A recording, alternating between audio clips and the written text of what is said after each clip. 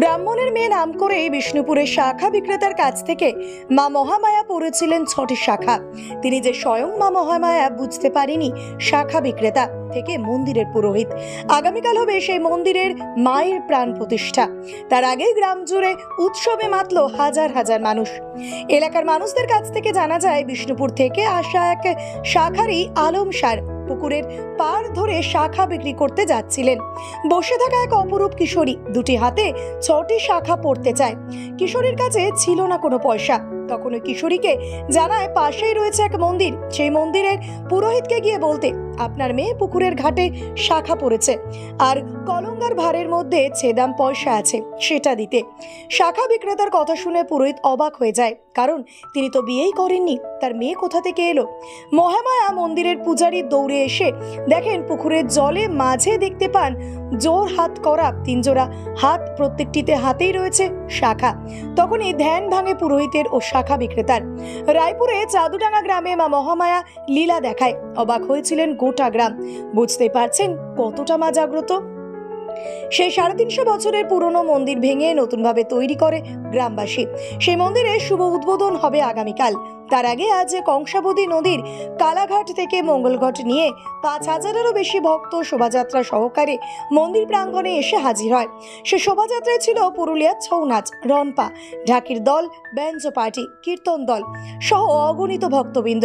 ধূপ শঙ্খধ্বনির মধ্য দিয়ে প্রায় 3 কিলোমিটার রাস্তা অতিক্রম করে মায়ের মন্দিরে আসেন ভক্তরা। মন্দিরের গর্ভগৃহে ঘট প্রতিষ্ঠিত হলো আগামীকাল।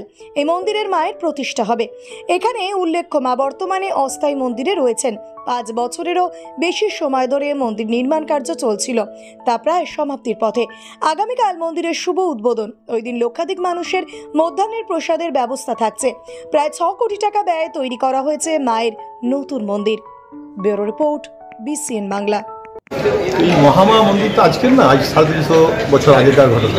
তখন প্রতিষ্ঠা হয়েছিল যেভাবে, তো সেটাই একটা ছোটো মন্দির ছিল আগে। তারপরে এখানে রায়পুরের চাঁদুরারা সবাই মিলে, পুরো এলাকার সমস্ত গ্রামবাসীরা একসাথে মিলে ঠিক করেছিলেন যে একটা নতুন করে মন্দির করা হয় মানুষের সমস্ত সহযোগিতায়, আর্থিক সহযোগিতায়। তো সেভাবেই শুরু হয়েছিল। আমি এখান থেকে মন্দির করতাম, তো সেইটা এর আগে কলকাতা থেকে এইরকম কেউ এসেছিলেন, ডিজাইনটা করা হয়েছিল।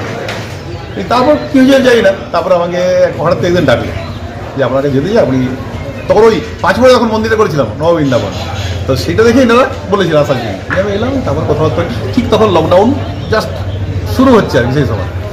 দিয়ে আমি তখন এসে আমি একটা ডিজাইন দিলাম। ডিজাইনটা প্রথম দিনই পছন্দ হয়েছে।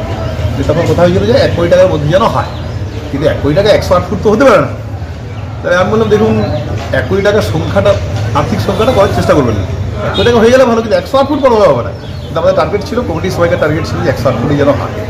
তো আমি সেইটা আমার পর একটু দায়িত্ব এলো আর কি, সবাই মিলে বললেন। তো আমি সেটা চেষ্টা করেছি কী করে ভালো কতটা করা যায়, বা যাতে আর কোথাও এইটা না হয়, না হয়ে আছে এখনো পর্যন্ত।